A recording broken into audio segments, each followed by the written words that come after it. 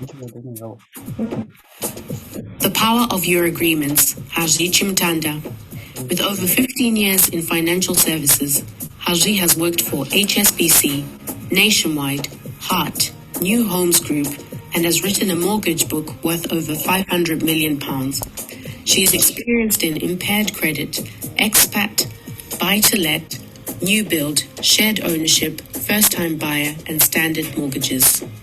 Hazvi's work is her passion as the calm expert for her customers on a journey to making home ownership a reality.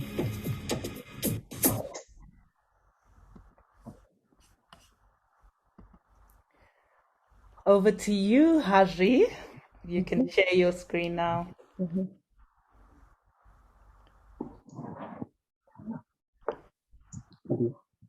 But something doesn't want us to see you today. I think you're gonna hit it home for us. so they don't meet you on the streets and say, who was that woman talking to us about the power of our agreements? But you can see her. Can you hear me, Tendai? Can you hear me though? Yes, I can hear you very well.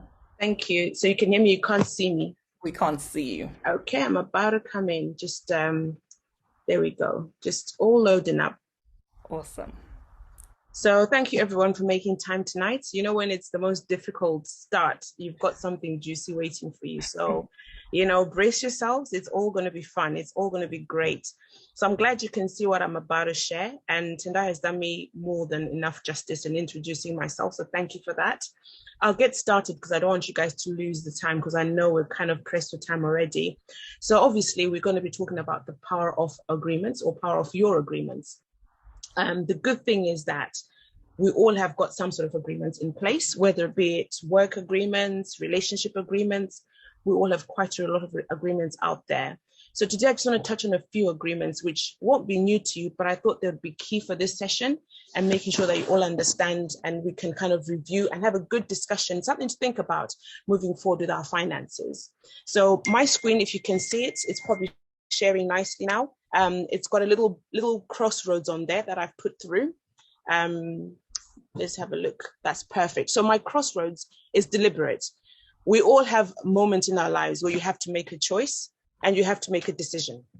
So it comes to a passing that in finances, the same decisions come through, the same decisions have to be made, and the agreements also have to be made. So what I'm going to discuss is not anything new, as I've already said. It's going to be something we've all done before. And I've gone to the to try and find the meaning of the word agreement. So what I have found, or which everybody probably already knows, is agreement is harmony, accordance, either in opinion or in feeling, which means you've done something or you've entered an agreement or an arrangement where you've actually come into harmony and accordance with that person's opinion or feeling. That's from Google search, so don't shoot me down for it. But it kind of, you know, sits and fits what agreements usually are. Normally, when you go into an agreement, you've taken the liberty to accept something. You've already made a step into owning that moment. So you've made a decision, not the crossroads before. You've come to a point where you've decided this is what I'm doing. So you've agreed either with yourself or with the next person, but something has been done. You have made a decision to move forward. So the types of agreements I'm going to talk to you tonight about are going to be basic. I won't go through all the agreements out there as much as I want to, but our time is limited. And I'm so sad that you can't see my face right now because this is the juicy bit. So financial agreements and relationship agreements. I mean, nothing new. Like I said, everybody on this platform probably already has one of these, if not all of these in place. But I want to touch on these two because I've found in my line of work in the 15, 16 or 17 years to be kind, that I've worked in financial services, that financial agreements and relationship agreements work hand in hand. You cannot really have a relationship without a financial setting or a financial setting without a relationship. Now you're thinking, oh, Hajj, what are you doing with this now? What are you saying? What are you saying? It's not cryptic. It's pretty basic stuff. I mean, economics has been in place since the time old age. I mean, it's nothing new. We've had the Roman empires being built. We've had monarchs being done on financial and relationship agreements. Is that ringing the bell? Look at the royal family for starters. For them to be where they are now and to be financially sound, there were relationships that were done and formed and forged in accordance and in harmony to make a decision to move forward with something. So they got to a point where they made decisions and they've moved forward with what they're doing. So that's why I've put today relationship and financial agreements as one sort of discussion point. So I'll break it down for you all. So financial agreements, I mean, there are many commitments that we sign up to.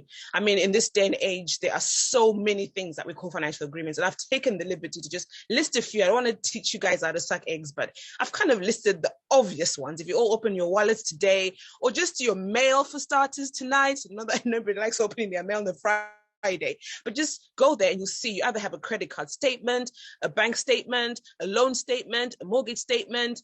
And some of us who are like savvy have got what we call these Klarna payment setups coming through now. This is new to the market. Probably not everybody has signed up to it, but you've seen them. And 99% of everybody on this conference tonight has had a parking ticket. Now, when I say parking ticket, I'm looking at the negative connotation of a parking ticket. Raise your hand if you know what I'm talking about. You get to a car park, whether you're shopping or going Sainsbury's or just doing the basic stuff, or even the station or the airport, you have to get into a contractual agreement. And that's just a basic car park ticket. Not many of us realize that. You don't realize you've actually agreed, you're in accordance with the terms and conditions. Now, these contractual agreements are mostly conditional. I won't outline all of them and exhaust it for you, but they have requirements attached to them. Any financial agreement, big or small, has got a financial agreement to it and has got requirements attached, meaning that the expectations and burdens on you as an individual to meet your end of the bargain. You have agreed with some situation in some organization to say, look, I'll take this credit card, I'll take this loan, I'll take this mortgage, but what are you actually signing up for? A lot of people just put their name on the tick box and on the end of the contract and be grateful and happy to run away with, oh, I've gotten myself a loan, or I've gotten myself a mortgage, but what have you actually signed up to? These conditions need to be actually met. Your end of the agreement has to be met. If you don't meet them, there's consequences. There are consequences that people have met up with. I mean, I hope all of us here have not been unfortunate to fall into these, but if you have been, it's because you have not kept your end of an agreement. You have broken that accordance, that harmony that you started off with in page 1 of my slides, where you said, yeah, I've come to this crossroads, I am making a decision. And guess what you've done? You have let the ball down. You have let go of your side of the bargain. And this is where consequences start to creep in. And we don't want to admit it, but this is where most of us have been, myself included, and many others on the conference, such as late payments, missed payments, defaults, CCJs, bankruptcy, to name a few. And all the things that you sign into, even a parking ticket can lead to all of these. Has anyone ever had a parking ticket leading to a CCJ? The pain of a £4 parking ticket leading you to a CCJ, which sits on your credit for 6 years, affects what you can do with other agreements, even bigger agreements. You see how this boils into a bigger story. You can fail to acquire that property. You can fail to do those investments because you have no money. You've got no access to wealth because of a parking ticket. Because you know why? You failed to accept and realize that it's a commitment. It was an agreement. Your power of agreeing to that condition in that parking lot was skewed. And it will cost you. So I don't want to scare anybody, but I want to just highlight the importance of any agreement. So the power of your agreement is as powerful as that. When you get into an agreement with anything you put your name to, anything you put a coin or a penny to, you have signed up to an agreement. You need to be conscious of every decision you make when you get to those crossroads. When you stand in the middle and you think, okay, where am I proceeding to? Take it all and make a decision soberly, because this can actually be your future or your downfall. Not to be making it all gloomy, but guess what, guys? This is where good people come in, like myself, the Tendais, the Allens, all who that I've been speaking to tonight, the tax people from yesterday. Well done to those presentations. This is where we come in, where when you make those agreements and you fall short, we come in and scoop you up and help you through. And I'm so happy to be part of a community now, a movement of people that is looking forward to enhance their finances. The next sort of agreements are the relationship agreements, or the best ones. I'm not a counselor, I'm not an Auntie Jenny, but I want to tell you guys something. You might ask, Haji, why are you tonight talking about relationship agreements? What's this to do with a money conference? What's this to do with understanding money? I'll tell you what, guys. In my little life of being in finance, I have seen that personal relationships have got a big bearing on your finances. They are personal and usually made from an emotional starting point where it's I like you, I love you situation, whether it's a mother-child situation, a parent-child situation, a boyfriend-girlfriend situation, a husband-wife situation. Those agreements, though they start off on an emotional setup and platform, they do boil down to affect our finances. They have a big influence. I've actually seen a lot of couples where they're happy on the relationship agreement and they think they've done it well, and they don't understand the power of that relationship. It can go as far as touching on your finances. And when couples aren't in agreement, oh my gosh, you cannot build a brick. Tell me a couple today that has done that. Well, I'll give you couples that have done the opposite, that have been in agreement. I'll give the Obamas. I don't know about their personal life, but hey, it looks to me like they're in agreement in most things. I've seen some documentaries, I've read about them, their biographies, and I can see that, when you want to succeed and have financial success and freedom, not just finances, but generally, if you want to be that person who is holistic and complete, your relationship matters. So when we're out there, whether we're still looking to pair up and partner up with somebody, it's not just about the appearance anymore. You've got to have those uncomfortable discussions and see if your relationship can come to an agreement. Not a yes, I like you agreement. An agreement that's going to harmonize your finances. That's going to join together, not just your physical and your love life. It's going to join together your families, your future decisions, your financial decisions. When you get to those crossroads at the beginning of my slide, is that person going to be able to make an agreement and a decision with you that will lead you into a position of power and wealth? Or are they going to put you in a position where you're going to be in the CCJ corner that I mentioned earlier on? Because you can't even ask for £4 for a parking ticket. Because you know what? Because you're going to pick up your mom from the airport behind someone's back. Or you've sent money to your loved one in Zimbabwe behind your partner's back. And guess what? You don't have money to pay for your Klarna account because you're strapped with funds, because you're doing things in discordance to the harmony of an agreement. When you get to those points, this is where relationships start to affect and impact our finances. And then you sit and wonder, oh my goodness, what has happened to me? And these things are very much family relationship, also boil to our children. Children see and they take from what they learn. If we start to do these things where we are so irresponsible with our finances, we are just leaving our children and the next generation a community of people that cannot even make decisions and sound decisions about their finances. Another line of poverty coming through your bloodline, all because you're not in agreement in the right platform to start with.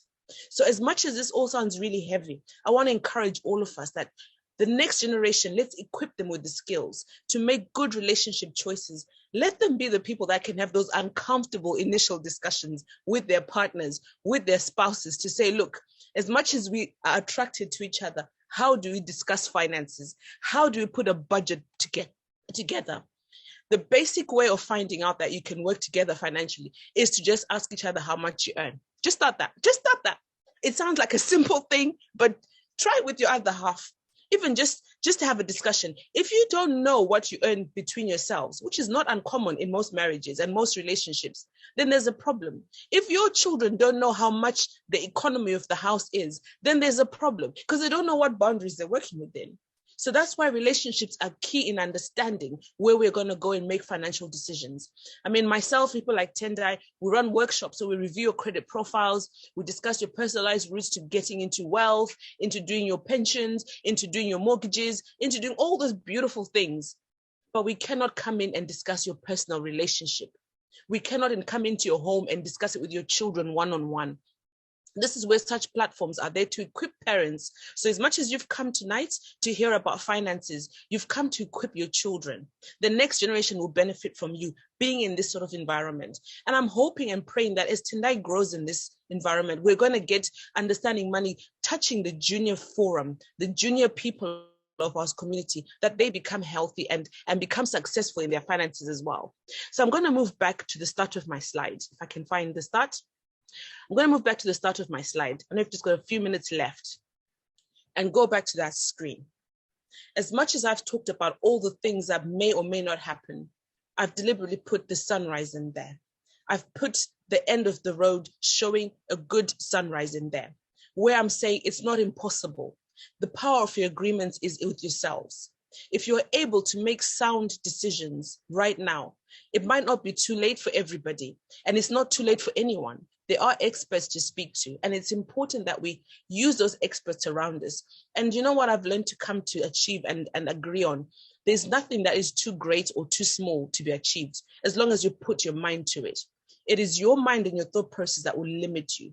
So the power of your agreements can be the sunrise or the sunset in your finances. It can be the way to your financial freedom and wealth. So I'm grateful for the time that I've had tonight. And if there are any questions, I'm more than happy to answer them. Again, apologies if you've not seen my face. It's properly shining with excitement. So if anyone wants to ask any questions, fire them up. I've got another few minutes left, and I'm happy to answer anything on the platform.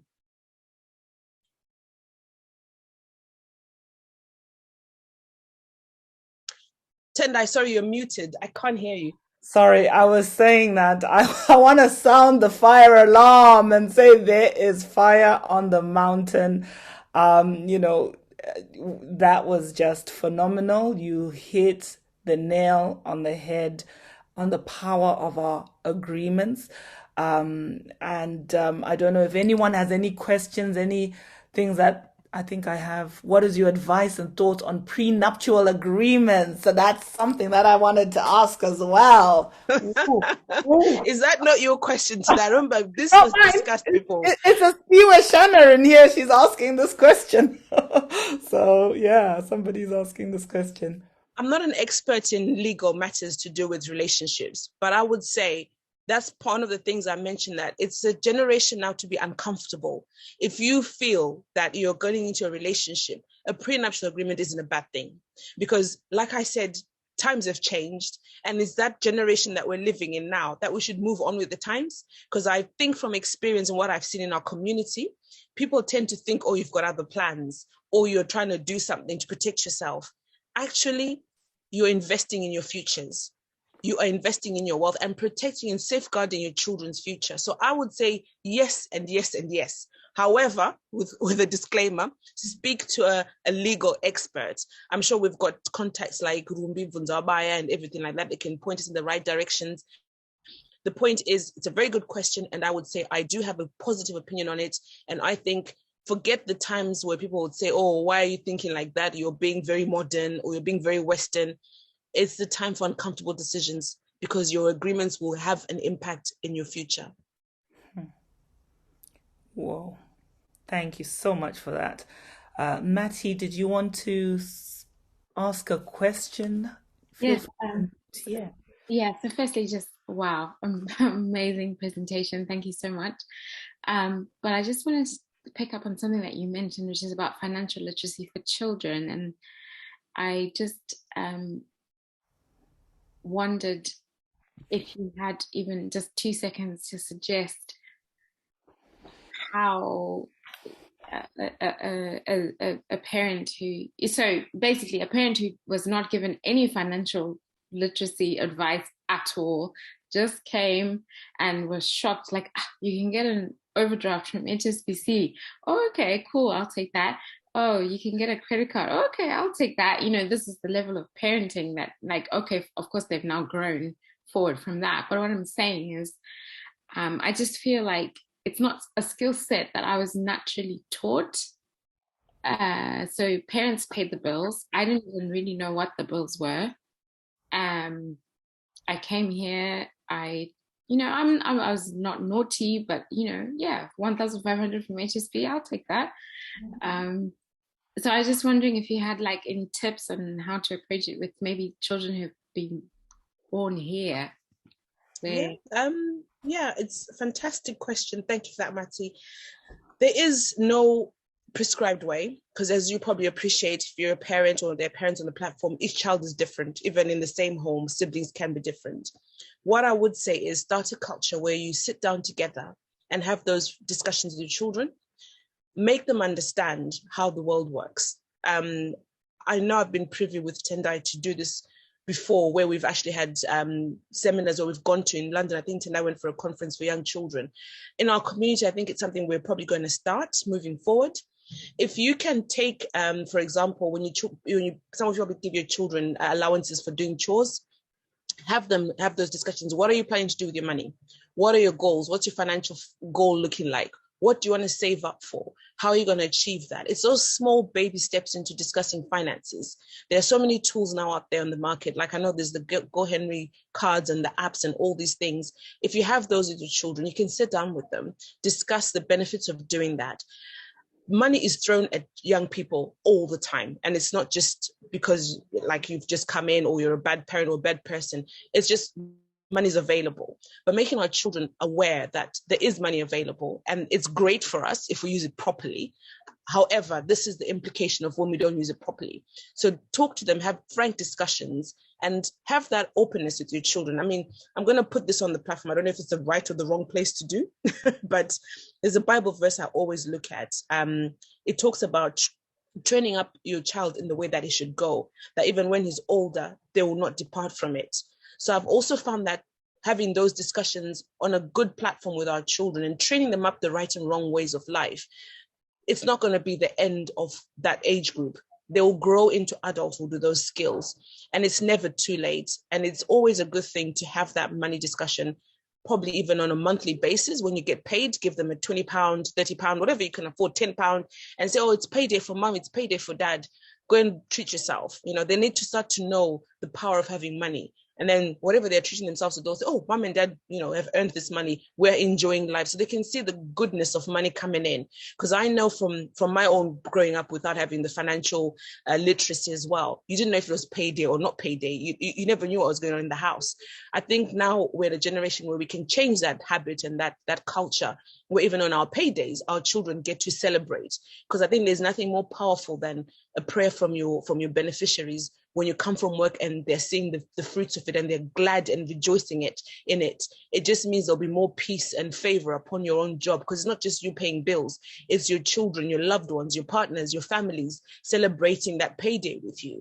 And that just enhances that money for you as well. So let's make those habits. It's small things that we can all share as tidbits, but I'm hoping that Tendai and I will put together a conference such as this for young people in the future. Thanks, Mati, for your question. Thank you so much. Thank you. You're welcome. That's awesome. Thank you, Hazvi, for sharing those great things. And you spoke my heart, because my daughter said to me, Mom, how can you be doing the Understanding Money conference without me? She so looks forward to this. And we definitely need to do something this year. We always do one for the adults and one for the children, just to, build it in. As we are learning, let's teach our children as well, so they don't fall into the same pitfalls, into the same holes that we did. Christina, thank you for saying birthdays, centralized station for monetary gifts, also opportunities to discuss how they're going to be spending their money, which is absolutely key. I've got a few hands raised there. Let's see who's raising their hands. 2 attendees. I've got Wesley and Rumbi Mutopo. I'll allow Rumbi to speak. I think your hand was up first. Do you want to unmute yourself? Hi there. I just wanted to add, just on the children finance, Matthew asked, one of the things that I would always say is an analogy of when you're on a plane, and they always say, put your mask on first before you put that of your child. So I would say to parents, try and educate yourself first. And through you learning, you'll be able to teach your children. But also there's 1,001 books on financial literacy for our children right from the beginning. But practice, talk about money. I know when we grew up, some of us, it was never spoken about. It was always spoken about, always in the negative. You can't have this. This is too expensive. But actually, let's not always just put the negative into the conversations we have with our children about money. But let's talk about it, discuss it, and just put a positive spin on it. But I just think you as a parent, educate yourself, get engrossed in reading and learning about financial literacy, and you can help the children thereafter. I would also say in this time of plastic money, what is really key for children is to actually go back to basics of using cash and teach them how to use cash. And I know sometimes it's a pain, especially with COVID, but I have found that that is one of the best ways to have fundamentals first to your children before you go from straight to a credit card, straight to card usage. Let them see and physically experience what it means to use cash and what those things mean. But yeah, thank you. Wow. And Rumbi, I'm so glad you're here tonight. You've written a book, a journal about coming out of debt in a year. Please put the link on the book on to the book on there. You're doing awesome in our community. Rumbi Mutopo, put your social media handles as well. People, parents with young children. She does awesome work on coming out of debt management, and equipping the next generation. And I know we will have some conversations and workshops together as well in that space. So much work to do on ourselves and for our little ones. And I'm just going to give another person an opportunity to ask or speak a question. I've got Wesley here. Oh, let me just unmute. Oh, there we go. Did you want to ask a question, or does anyone else have any other questions? I can't seem to unmute the other raised hand. No. Thank you so much, Hazvi. That was whoa, whoa, whoa. How can two walk together unless they Are agree? in agreement. Yeah, absolutely. And in marriages, most relational issues stem from money, you know, secrecy. I always say to people, you know what, when two become one, oh, don't ask about what they're doing. One day, the cows will come, what is it? The chickens will come home to roost. Oh, It will yes. affect you at some point in time. Oh, It might yes. be when your partner dies or when they fall ill and you realize, oh my goodness, I didn't know he had all this debt or she had all this debt, and it's a horrible feeling. So, Oh, yeah. let's just, yeah, I suppose it starts with dealing with self and then working on that Absolutely. union and just Absolutely. building Absolutely. beautiful, healthy relationships with money. I've written a book called Building a Healthy Relationship with Money, Making It Work for You, which is on Amazon. If you look up Tendai Door on Amazon, it's there.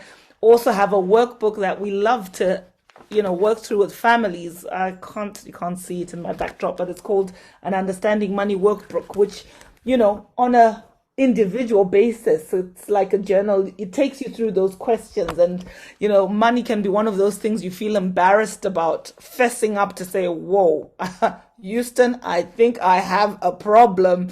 This is the fifth shopping bag of shoes I've brought into the house. Could this be an addiction? Do I have a problem that I need to address? What is the root cause of this? So thank you so much for that, Hazvi. We are accessing our wealthy place, a place of profitability, a place of increase, a place where we're enjoying the important things in life, and our agreements, what we sign up to, makes a difference. So thank you so much for that. You're welcome. And we're going to enjoy the conference. What a powerful one this year. And like you said, Tendai, Amos 3 verse 3, how can two walk together unless they are agreed? I mean, couldn't have put it better myself. Thanks everybody for listening, and put my details on there. So if anyone has any questions or want to one-to-one for all the credit repair discussions, I'm more than happy to help. Thanks, Tendai. Thank you so much, Hazvi.